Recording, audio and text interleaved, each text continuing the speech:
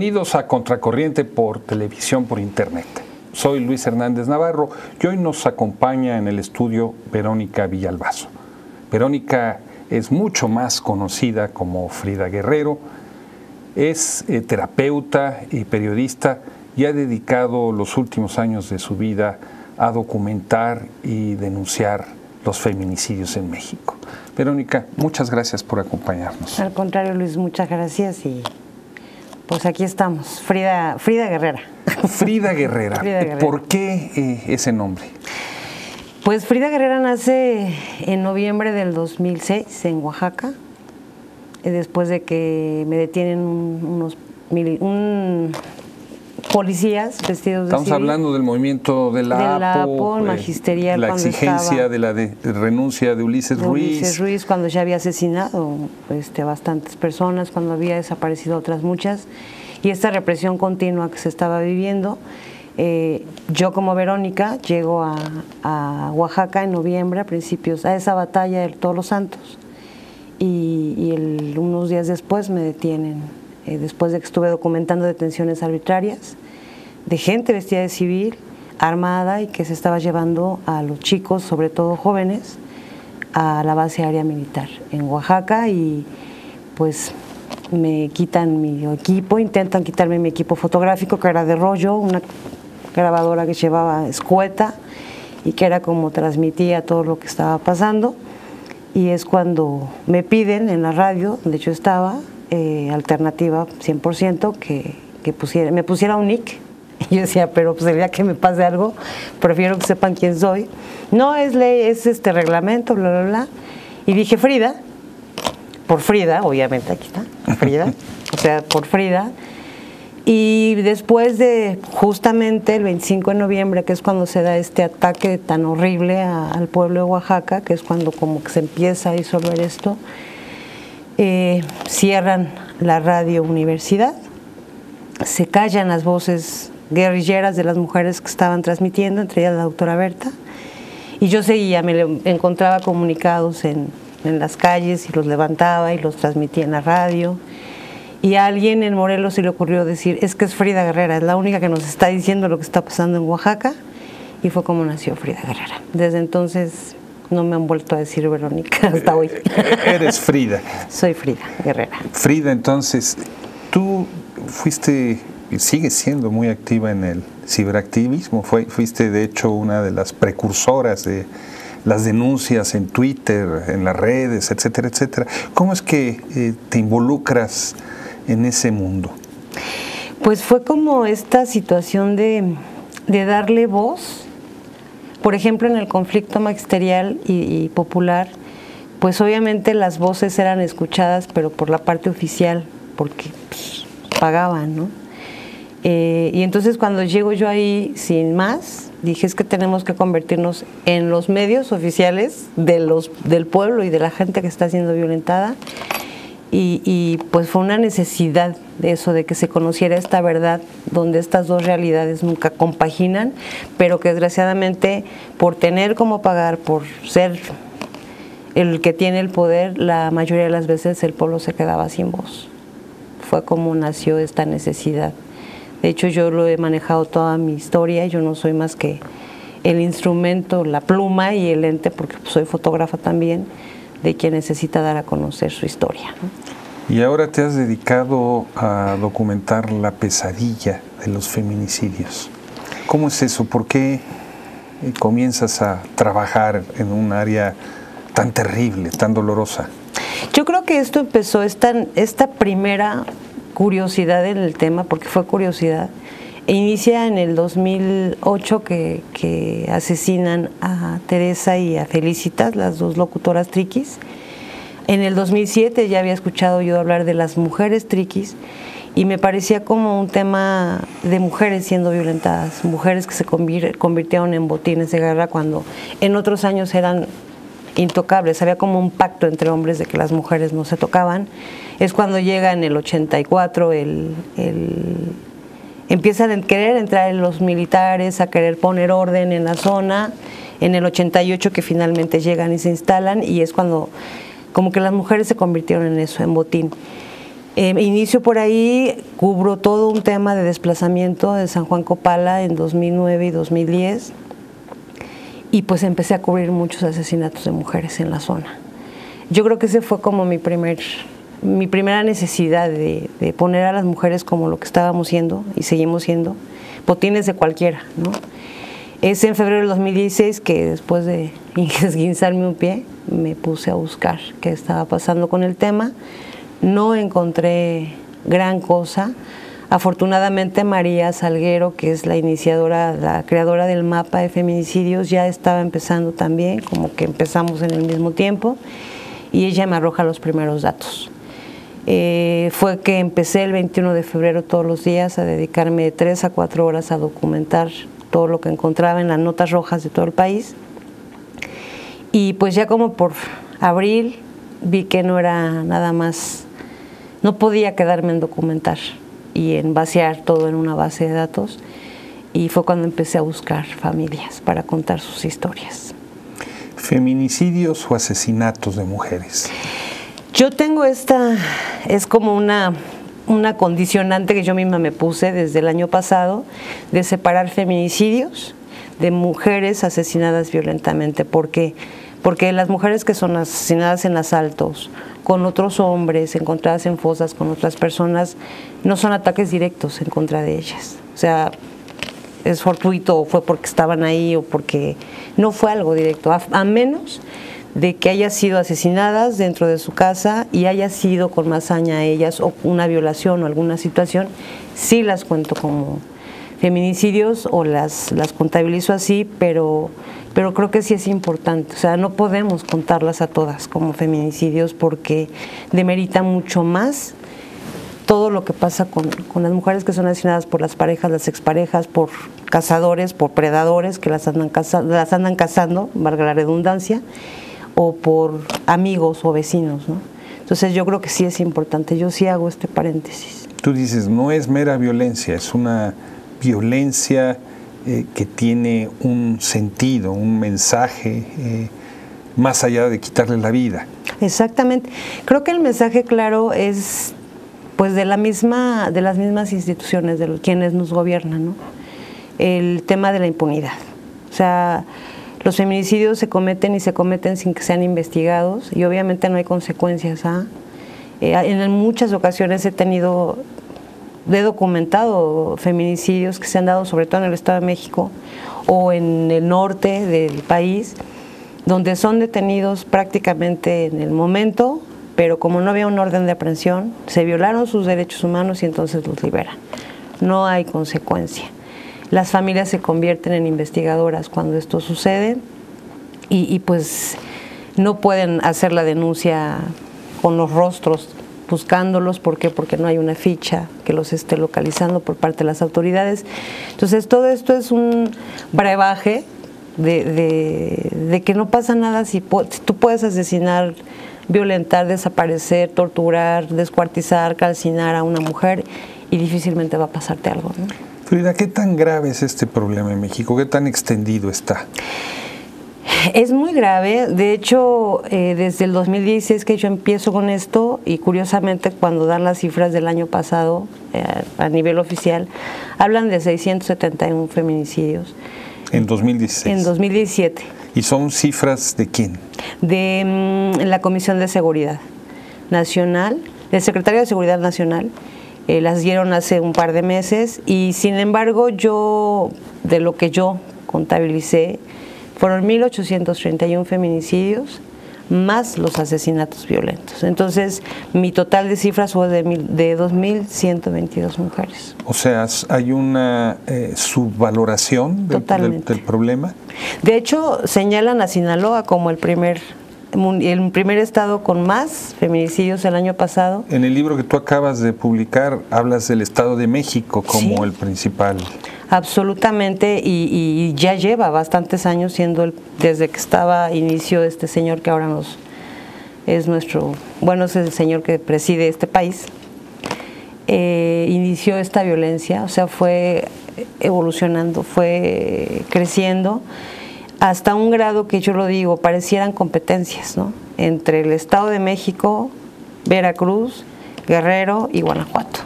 Ahorita son como, y estos últimos años son como que los estados que se andan peleando, ¿no? Los primeros lugares, y es muy triste, es vergonzante. Lamentablemente el Estado de México pues tiene alertas de género en 11 municipios y yo siempre lo he dicho, las alertas de género, y aquí lo plasmo, pues son buenas, sí, como se leen, pero no se ejecutan. Y mientras no haya policías ministeriales, jueces, ministerios públicos, investigadores con esta sensibilidad para investigar con perspectiva de género, podemos tener una alerta nacional, pero no va a funcionar. Frida, en el libro haces un panorama general de lo que está sucediendo con los feminicidios y luego documentas 55 casos, son 55. ¿Cómo es que escogiste esos casos? ¿Por qué 55 si son 2000? Fue muy difícil porque pues para mí todos eran importantes. Yo quería pues que estuvieran todas, ¿no? O sea, yo he hablado con muchísimas familias durante todo este tiempo, desde desaparecidas, mujeres que tienen 1 año, 2 años desaparecidas, feminicidios. Traté como de vaciarlo todo aquí, pero fue difícil, porque son demasiadas familias rotas que yo quería plasmar acá, pero pues que no podía. De hecho, hubo un momento en el que mi editor, César Ramos, me dijo: Frida, ya, porque si no, nunca vamos a terminar. Y tú me puedes estar mandando y agregando, pero si no te paro ahorita no vamos a cerrar nunca este libro, ¿no? Y lamentablemente yo quisiera, y de hecho así cierro este libro, o sea, quisiera ya no volver a contar una historia más, ya no seguir actualizando los datos, pero lamentablemente es imposible. ¿Cómo es la escucha de este dolor, Frida? Porque tienes, no son solamente un trabajo que hagas a partir de fuentes hemerográficas, de lo que dicen los periódicos, tú hablas con las familias de las víctimas. ¿Cómo es conversar con ellas, escucharlas?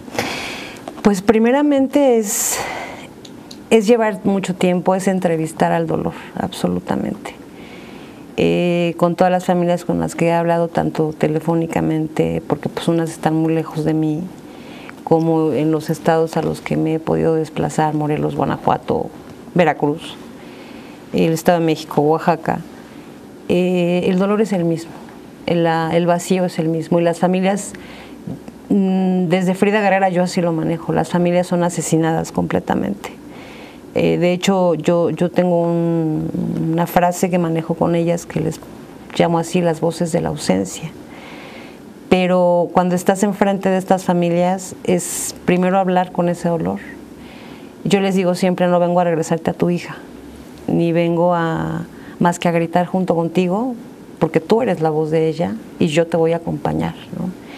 Entonces, es muy duro, las familias están asesinadas, se deshacen las familias, la pareja deja de existir, muchos de los hijos se reclaman la atención de los padres, de la madre sobre todo, porque pues es que ella ya no está y yo sí estoy, pero el dolor se queda ahí, se queda como clavado en una gran espina enorme en el corazón, y el dolor pues nunca se les va. Y yo se los digo, jamás se te va a ir el dolor, ni te vengo a decir que no sufras, ni te vengo a decir que ya no vayas al panteón porque ahí no está, simplemente vengo a ayudarte a gritar, ¿no? Y sobre todo a que, sin idealizarlas, porque alguna vez alguien me preguntaba: ¿es que las idealizas? O me decían: las idealizas con tus columnas.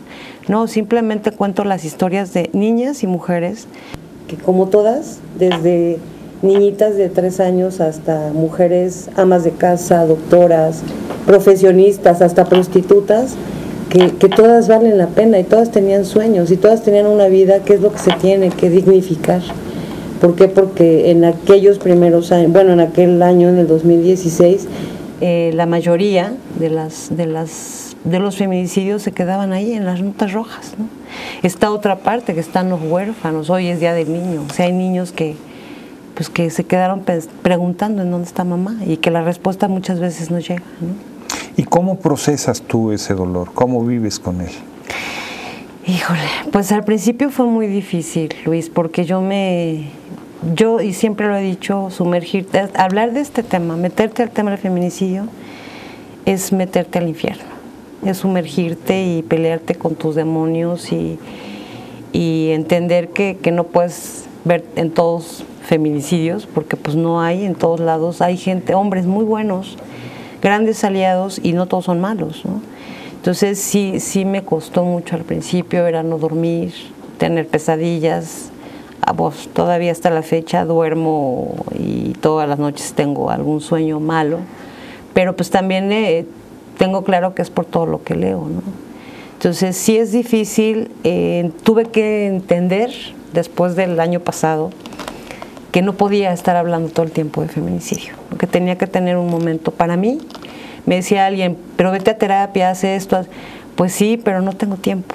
No hay tiempo. O sea, esto es todo el tiempo, tengo que estar trabajando en el tema y lamentablemente pues no lo tengo para ir a una terapia, pero ya aprendí a separar un poco, a poner acá de este lado a Frida, la mamá, la mujer, la hija, porque pues tengo un hijo, mi mamá, una pareja, y a tener a Frida Guerrera, la activista, ¿no? La que está trabajando. La denuncia implica un riesgo, Frida, porque detrás de esos asesinatos no hay solamente locos, o no hay solamente personajes violentos, hay también una trama de poder.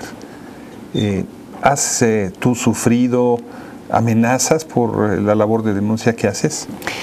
Sí, de hecho han sido sobre todo a nivel digital. Yo lo comentaba y siempre lo recuerdo. Cuando yo estuve en Oaxaca, el gobierno de Ulises era muy de frente. El gobierno de Ulises, me corría a Ulises de sus conferencias de prensa, ¿no? Era la incómoda, ¿no? Porque pues a mí nadie me decía qué decir y qué no decir, y pues nadie me daba una línea para no decir lo que tenía yo que denunciar. Y en 4 ocasiones me levantaron, la cuarta me quemaron los senos y fue dolorosísimo. Yo me sentía muy vulnerable, pero eso me hizo alejar a mi familia y a todo el mundo. Tuve amenazas de muerte por el tema de los desplazados triquis en 2010, tuve que salir de Oaxaca unos meses. Pero cuando yo estoy sentada y me empiezan a llegar armas por Twitter, comentarios de que me van a tirar a un basural, que me van a asesinar, que los perros me van a devorar y me van a vomitar porque además de todo soy indeseable, y un ataque de una legión Hulk en algún momento, varios ataques que tuve, para mí fue igual de impactante, Luis. Me sentí más vulnerable porque dije, ¿de quién? ¿De parte de quién, no? O sea, con Ulises ya sabía que era él, pero pues acá ¿quién es, no? Entonces sí, no hay un riesgo y siempre lo he tenido claro desde que empecé con esto en 2006, pero particularmente en el tema del feminicidio, pues sí, hay muchos callos que se pisan y esos son sobre todo los gobiernos. ¿Hay insensibilidad del gobierno mexicano ante este problema o hay complicidad? Hay complicidad y hay insensibilidad. Y hay una falta total de interés en de verdad tomar en cuenta el tema. O sea, cuando se habla de feminicidio regularmente dicen, eres lesbiana, eres feminazi, eres, no tienes vida, solamente estás viendo problemas en donde no los hay. Pero creo que es un tema serio. Por eso para mí el tema urgente en la agenda nacional era importantísimo quedar ahí, en reiterarlo, porque de verdad sí creo que ellos no están tomando en cuenta la situación, no les interesa. O sea, se han firmado tratados internacionales por parte del Estado mexicano en el tema de cómo investigar, de cómo responderle a las familias que son víctimas de desaparición de mujeres o de feminicidios o asesinatos violentos, y simplemente los firman y no los vuelven a leer, ¿no? Hay una sentencia dada por la Suprema Corte de Justicia en 2015, la sentencia Mariana Lima, que tampoco respetan. O sea, es una sentencia bien clara y chiquitita.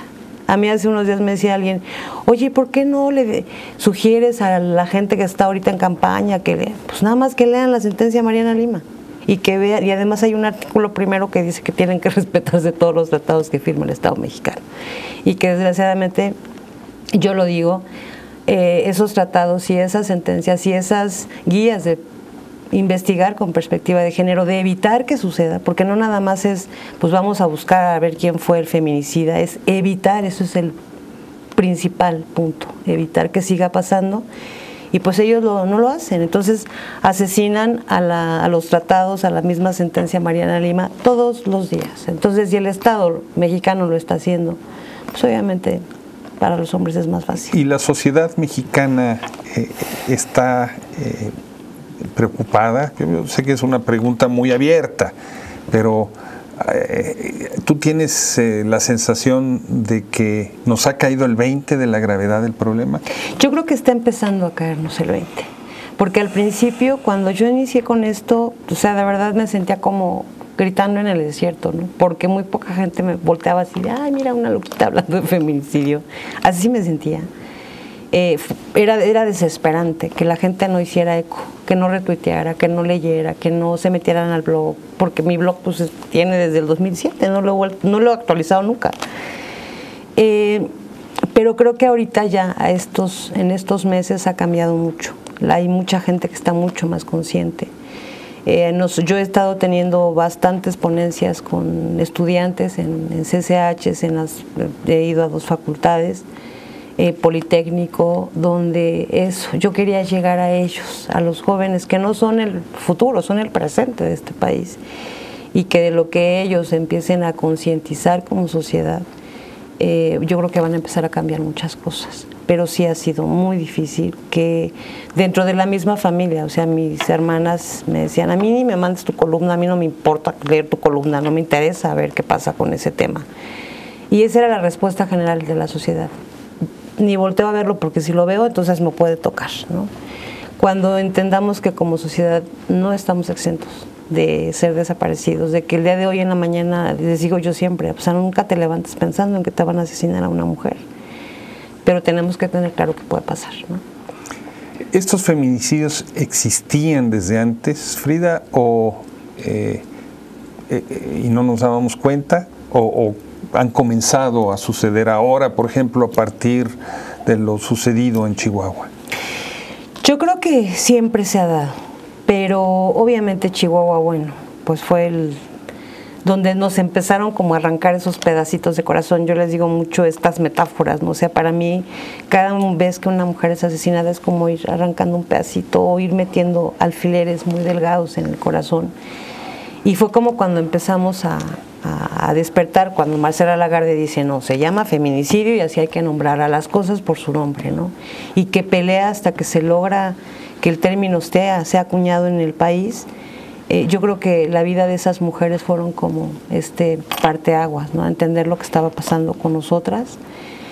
No creo que antes no pasara. Lo que sí creo es que había que hacerlo visible. Lo que sí creo es que había que tener un espacio precisamente para estarlo visibilizando todos los días, todos los días, todos los días. Fue que yo decidí, como Frida Guerrera, empezarlo a hacer. Yo creo que la visibilidad que se le ha dado, y como lo he dicho siempre, no es para que nos acostumbremos a que sucede, es para evitar que siga pasando. Es para de verdad como sociedad hacernos conscientes, exigirle a estas autoridades ya, actúen ya. O sea, no puede ser que de vez en cuando nos indignemos, nos tenemos que indignar todos los días. ¿Tienes una idea de dónde viene toda esta violencia? Pues yo creo que también es un tema cultural, ¿no? O sea, es algo que, primeramente, yo antes del 2006, pues era una terapeuta encerrada en mi consultorio y hablaba con niños y daba clases a padres y a profesores, y yo hablaba mucho de esto, de si no le empezamos a dar guía a estas sociedades, a estos niños, a estas nuevas generaciones, en 10, 15 años vamos a tener sociedades y jóvenes completamente sin control de impulsos, poco tolerantes a la frustración, niños que no miden consecuencias porque ya no se les da ese abanico de oportunidades de la que tanto hablaba Piaget. Y desgraciadamente es lo que estamos viendo, ¿no? Niños que han crecido solos, huérfanos digitales, niños que tienen el acceso a cualquier situación, a cualquier cosa, donde ya no hay consecuencias además de todo, y pues son generaciones sin guías, ¿no? Eso ha contribuido muchísimo a lo que está pasando porque la mayoría de quienes nos asesinan son jóvenes. Una y otra, pues esta falta también de investigar y de castigar que pues avienta este mensaje de impunidad. Entonces, además echemos el tema de que culturalmente las mujeres hemos sido propiedad de los hombres, desde su percepción de muchos, pues obviamente se hace un brebaje ahí venenoso, terrible, y es que esto se sigue dando y sigue creciendo porque no disminuye, aumenta, ¿no? ¿Dirías tú que es un fenómeno que se ha recrudecido a partir, odio esa palabra, pero la uso, del empoderamiento de las mujeres? En la medida en la que las mujeres tienen hoy más espacios de desarrollo, están más insertas en el mundo laboral, ¿hay hombres que se sienten desafiados? Sí, sí creo que hay hombres que se sienten desafiados, están enojados la mayoría, porque siento que eso, o sea, la mujer como que fue avanzando, y pues los hombres se quedaron en que las mujeres eran de ellos, ¿no? O sea, de que las mujeres se quedaban en su casa y por ejemplo, además de todos estos ataques digitales son esos, métete a la cocina, vete a hacerme un sándwich, vete ¿Por qué digitales? Porque digital, o sea, ahorita la violencia digital es esa, o sea, nosotras las periodistas y a las defensoras en las redes. En las redes es este tema, vete a la cocina, ve a hacer de comer, tú eres, no sé, o sea, regrésate a de donde estabas, ¿no? Y sí creo que hay muchos hombres que no lo han logrado entender y que sí están tratando algunos de entenderlo, porque yo lo digo mucho, no es guerra de hombres contra mujeres, no es de por ejemplo, el 25 de noviembre nosotros hicimos una marcha con familias y me decían, colectivas, ¿pero quién convoca tu marcha? Ah, pues las familias. ¿Pero por qué? Dicen que tu marcha es política. No, mi marcha no es política. Es una marcha donde van familias. Y si nos quieres acompañar, adelante. Pero van a marchar los papás, van a marchar los hermanos. Porque yo no le puedo decir a un hombre, tú no sientas, porque tú eres hombre. Eso no se puede. Ni una más se llama tu libro. Ni una más, ni una más. Frida, muchas gracias por estar con nosotros. Al contrario, Luis. Y a ustedes, amigos, amigas, muchas gracias por su amable asistencia. Ya saben, los esperamos la próxima semana aquí en A Contracorriente por Rompimiento Televisión por Internet. Y no se pierdan Perspectivas.